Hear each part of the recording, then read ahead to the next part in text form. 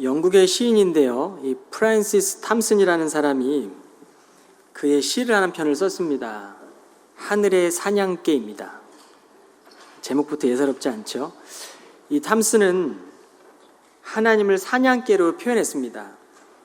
먹잇감을 끝까지 추적하듯 하나님을 떠나 사는 자신을 그토록 집요하게 추적해서 찾아오신다는 그 하나님을 시로 표현했습니다. 성경 처음부터 끝까지 하나님은 자신의 자녀들과 맺은 언약을 결코 저버리지 않으십니다. 하나님이 끝없는 추적의 완성이 바로 예수 그리스도의 부활입니다. 부활하신 주님께서는 의심하는 제자 한 사람을 끝까지 찾아가셨습니다. 우리가 의심하는 도마라고 부르는데요. 오늘 말씀에 보면 요한복음은 12제자 가운데 도마만이 부활의 주님이 찾아오셨을 때 그 자리에 없었다라고 기록하고 있습니다. 도마가 어떤 이유로 그 자리에 없었는지는 알 수 없습니다. 그러나 요한은 유독 도마만 그 자리에 없었다라는 사실을 기록합니다. 그리고 여드레 후에 부활하신 주님이 다시 찾아오셨고 주님 앞에 선 도마는 외쳤습니다. 나의 주님, 나의 하나님이십니다.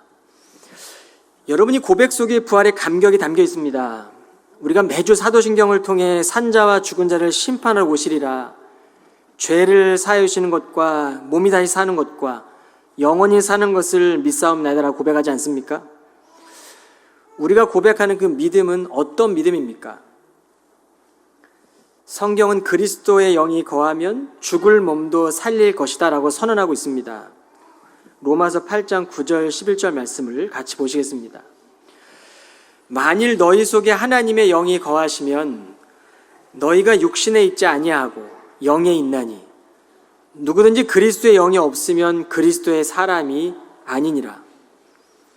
예수를 죽은 자 가운데서 살리신 이의 영이 너희 안에 거하시면 그리스도 예수를 죽은 자 가운데서 살리신 이가 너희 안에 거하시는 그의 성령으로 말미암아 너희 죽을 몸도 살리시리라.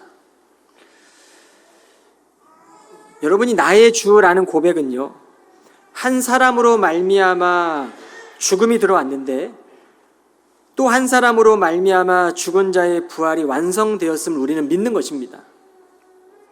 오늘 본문에 보면 예수님은 믿음 없는 자와 믿음 있는 자를 말씀하십니다. 그리고 믿음 있는 자가 되라고 말씀하십니다. 이것이 바로 부활의 믿음입니다. 주님께서는 잠자는 자들의 첫 열매가 되셨으니 그리스도의 영이 거하는 모든 성도는, 그리스도께 속한 모든 성도들은 주님이 재림하실 때 다시 살아나게 되는 것입니다. 여러분이 믿음은 단순히 아는 것이 아니라 지금 내가 어디에 서 있는가의 문제입니다. 우리 예수님은 무덤 속에 머물러 계시지 않았습니다. 예수님에게 죽음은 끝이 아니었습니다. 부활하신 주님은 우리를 또한 절망의 자리에 머물게 하지 않으시고 지금도 말씀의 자리, 믿음의 자리, 은혜의 자리, 다시 살아나는 자리로 우리를 부르시고 회복시키십니다. C.S. 루이스라는 우리가 잘 아는 이 작가라고 그래야 될까요? 기독교 그리스도를 믿는 그런 작가인데요. 사랑하는 아내 조이가 암으로 세상을 떠난 뒤에 그의 일기에 이렇게 고백하고 있습니다. 하나님 도대체 어디에 계시는가? 다른 모든 도움이 헛되고 절박하여 하나님께 다가가면 무엇을 얻는가?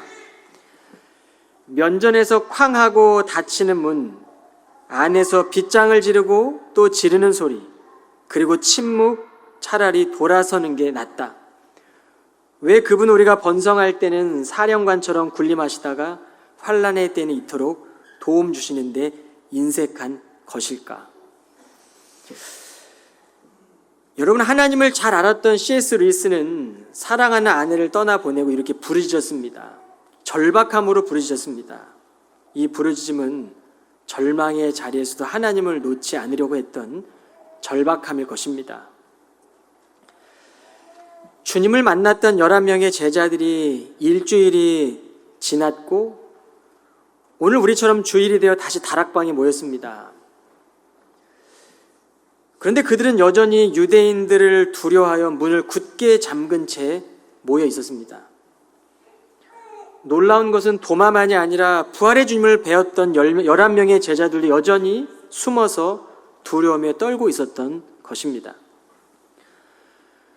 우리 역시 신앙의 공동체 안에 있으면서도 때때로 우리의 마음을 닫고 예배의 자리를 잃어버리고 말씀의 자리를 떠날 때가 있죠. 많은 은혜를 경험했지만 그 익숙함 속에서 마음이 더 굳어질 때가 있습니다.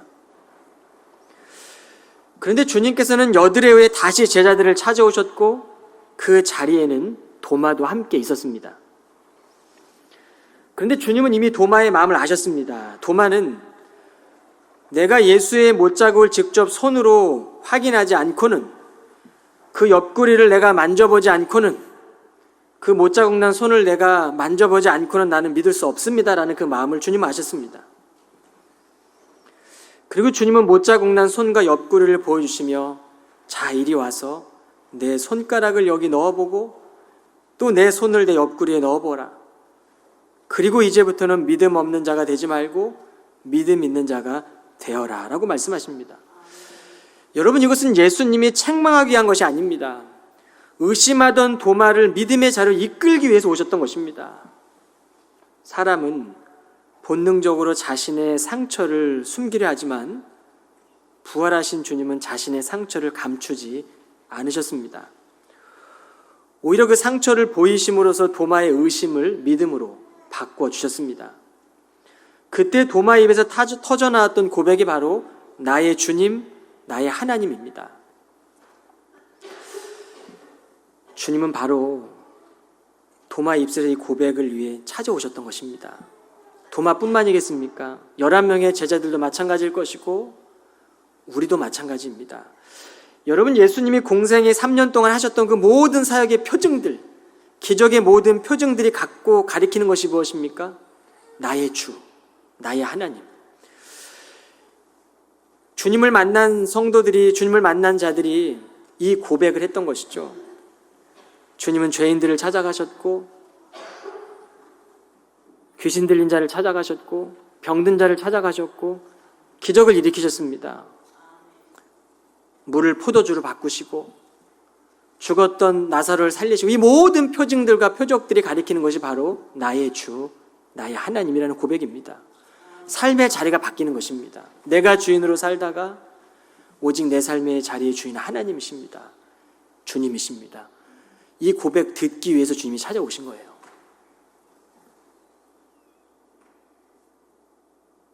여러분, 다니엘 한번 생각해 보십시오. 다니엘은 이방 나라 바벨론에서 또 메사라는 이 나라 제국 그 시대에서 30일 동안 왕의 조서에 내렸어요. 기도하지 말아라.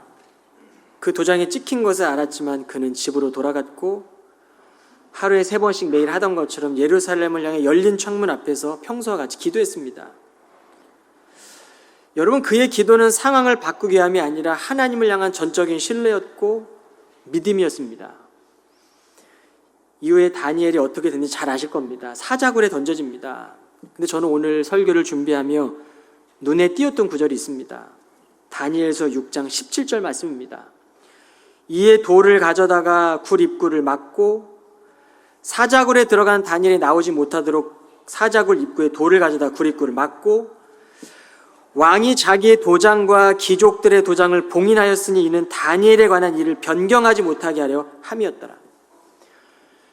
사자굴을 막은 돌에 왕의 인장이 찍힌 것으로 그 입구를 봉인했습니다. 이 말은 이제 왕 자신조차도 당신이 내린 결정을 바꿀 수 없었다는 것이죠. 인간이 만들 수 있는 가장 완벽한 종결이었고 죽음이었습니다. 다니엘은 사자들의 밥이 되어야만 했습니다. 그런데 그 봉인된 자리에서 하나님이 일하십니다. 하나님은 사자들의 입을 막으셨고 다니엘을 나오게 하셨습니다. 살리신 것이죠. 이것이 바로 하나님의 일하심입니다. 부활의 주님도 마찬가지입니다. 무덤의 돌문은 굳게 닫혀 있었습니다. 로마 군인들은 그 무덤을 지켰습니다. 그런데 우리 살아계신 하나님께서는 그 돌문을 여셨고 예수님을 살리셨습니다.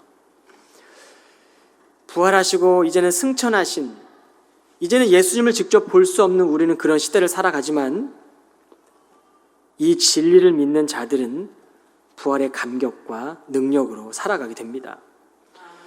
신앙의 여정 속에서 때때로 우리가 선택하지 않는 삶의 현실이 마치 우리 안에 깊이 박힌 못자국처럼 느껴질 때가 있습니다. 인생을 살아가며 받은 상처는 우리의 삶을 무겁게 짓누르기도 합니다. 그러나 예수님은 의심과 상처 속에 있는 우리를 외면치 않으시고 우리를 찾아오십니다. 그리고 부활의 능력은 예수님에게 새겨져 있던 그 상처를 지운 것도 아니고 우리의 상처를 완전히 사라지게 하는 것도 아닙니다. 그 상처를 딛고 일어나 부활의 능력으로 살아가라는 것입니다. 그리스도 안에 있는 우리는 마지막 그날에, 그때에 다시 살아날 복이 있는 사람들이기 때문입니다. 이 믿음이 있다는 것이 진짜 복입니다. 요한은, 이 성경을 기록한 요한은 십자가 아래 끝까지 남아있던 예수께서 사랑하시던 제자였습니다. 그래서 그 요한이 쓴 편지들을 보면 하나님의 철철 넘치는 사랑이 편지에 나타나고 있어요.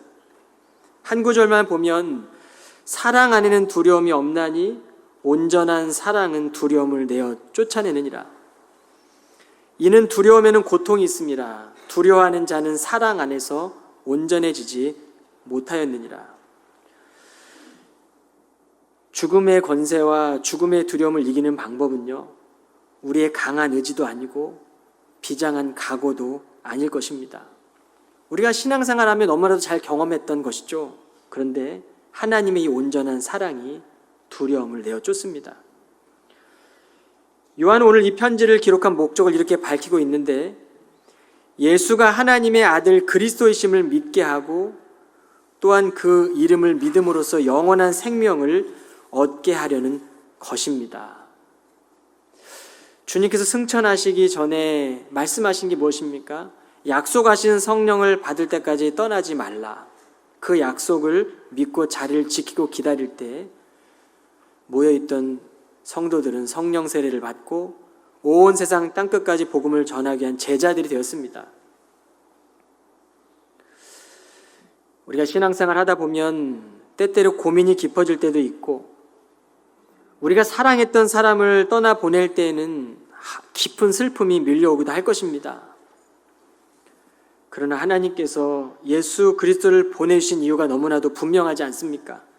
우리가 잘 알고 있는 요한복음 3장 16절을 보면 하나님이 세상을 이처럼 사랑하사 독생자를 주셨으니 이는 그를 믿는 자마다 멸망하지 않고 영생을 얻게 하려 하심이니라.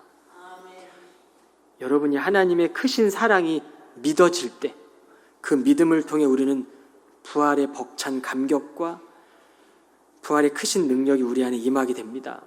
그러므로 성도는 주님 오시는 그날까지 이 견고하고 견실하고 흔들리지 않는 이 부활의 믿음 붙잡고 그 믿음 위에 서서 살아가는 사람들입니다.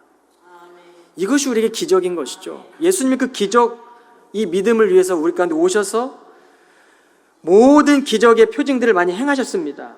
그리고 이것들을 기록해 놓은 그 목적은 바로 예수가 하나님의 아들인 그리스도인 것을 믿게 하고 또 예수를 믿음으로써 예수의 이름으로 영원한 생명을 얻도록 하려는 것이다.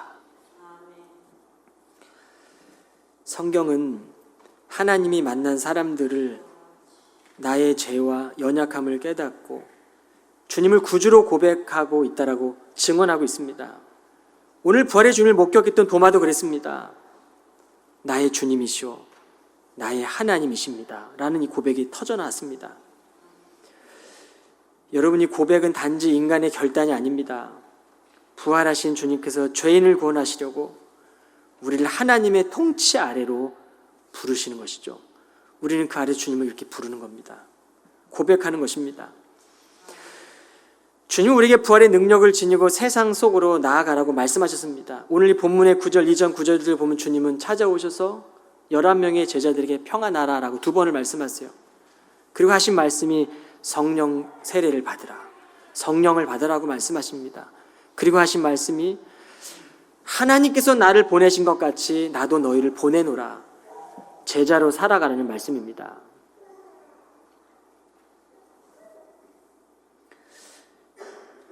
이제 우리의 삶의 자리를 잠시 돌아봅시다. 오늘 우리가 이 믿음의 길을 걸어가며 부활의 기쁨이 희미해졌다면 우리는 다시 주님의 이 생명의 자리에 나와 내가 서 있는 이 자리를 점검하고 주님 앞에 솔직하게 고백해야 될 것입니다. 주님, 나의 하나님, 부활의 신앙을 아는 것이 아니라 살게 하여 주옵소서. 내 삶의 자리가 죽음의 자리, 생명의 자리로 넓은 길에서 좁은 길로 사망의 길에서 다시 살아나는 그 길로 그날을 향해 걸어가는 그 자리로 다시 확인하게 주옵소서. 그리고 그 믿음으로 그 믿음 달라고 기도해야 될 것입니다. 이제 우리는 부활절 이후 8주 동안 예수의 시간을 살아가게 될 것입니다.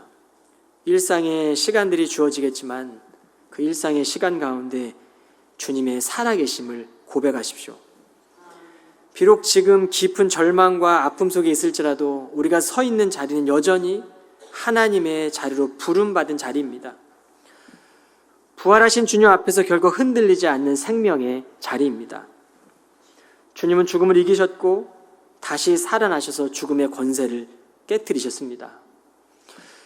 우리는 의심했던 도마와 같이 연약한 자들이지만 말씀의 거울 앞에서 날마다 우리의 흠이 너무나 많은 것을 발견하게 되겠지만 주님은 그 자리에 찾아오셔서 평안하라, 성령 받아라, 보냄받은 자로 살아가라라고 말씀하십니다. 자신의 상처난 손과 옆구리를 보여주시며 의심을 다 걷어내시고 부활의 믿음과 부활의 권능을 허락해 주실 것입니다. 지금도 성령을 통해 우리 안에 역사하시고 낙심 가운데 있는 우리를 다시 살려내시고 장차 부활의 그 영광으로 이끌어 가시는 그 주님 우리 가운데 동행하신다고 말씀하십니다. 여러분, 이번 주 금요 찬양 예배 때 함께 불렀던 주 예수 내 산소망이라는 찬양의 가사를 함께 여러분과 나누고 말씀을 마치겠습니다. 가사를 보시면 닿을 수 없고 오를 수 없네. 사망의 권세에 놓인 우리 어둠을 뚫고 주님의 사랑 내 영혼을 비추시네. 주의 십자가 날 구원하사 왕의 자녀 삼으셨네. 죽음 이기신 유다의 사자 우리의 주 부활하셨네. 할렐루야 주의 이름 찬양해. 할렐루야 내게 자유 주셨네. 죄와 저주 끊으신 구원의 주 이름 언약의 말씀 이루어진 아침 주님의 호흡 시작됐네. 죽음을 이기신 유다의 사자 우리의 주 부활하셨네. 우리 사랑하는 믿음의 모든 교우들 여러분, 죽음을 이기신 유다의 사자 우리 주님께서 부활하셨습니다. 지금 그 주님께서 우리의 삶의 자리에 함께하고 계십니다. 여러분, 죄의 권세를 끊으신 그 주님 붙잡고 우리의 모든 것들이 주님 보시기에 선하고 아름답고 순전한 삶이 되도록 우리가 한 주 동안 살아냅시다. 나의 주 나의 하나님이 그저 도마의 감격과 고백만이 아니라 우리의 부활의 감격이 되기 원하고 우리의 고백이 되기를 원합니다. 오늘 한 주간 살아가면서 꽃을 보시면서도 나의 주 나의 하나님, 떠오르는 태양을 보시면서 나의 주 나의 하나님, 내게 주신 사랑하는 가정, 내게 주신 사랑하는 교회, 내 자녀, 내 배우자를 보면서도 나의 주 나의 하나님, 그렇게 하나님의 형상을 발견하고 또 발견해내시고 믿음의 고백에 우뚝 서시는 우리 사랑하는 교우들이 다 되시기를 주님의 이름으로 축원합니다. 아멘. 기도하겠습니다. 지금도 살아서 역사하시는 주님, 오늘도 말씀으로 우리를 찾아오시니 감사합니다. 의심한 우리의 자리까지 찾아오셔서 상처난 손을 내미시며 평안하라 말씀하시는 주님을 이 시간 찬양합니다. 이번 한 주간 삶의 자리에서 나의 주님, 나의 하나님이라는 고백이 살아 움직이게 하여 주옵소서. 죽음을 이기신 유다의 사자 예수 그리스도께서 우리의 구주가 되셨사오니 자녀됨의 권세를 감사함으로 누리게 하여 주옵소서. 부활의 감격이 넘치게 하여 주시고 부활의 능력으로 살아내는 우리 사랑하는 온 교우들이 될 수 있도록 주님 축복하여 주옵소서. 예수 그리스도 이름으로 기도하옵나이다. 아멘.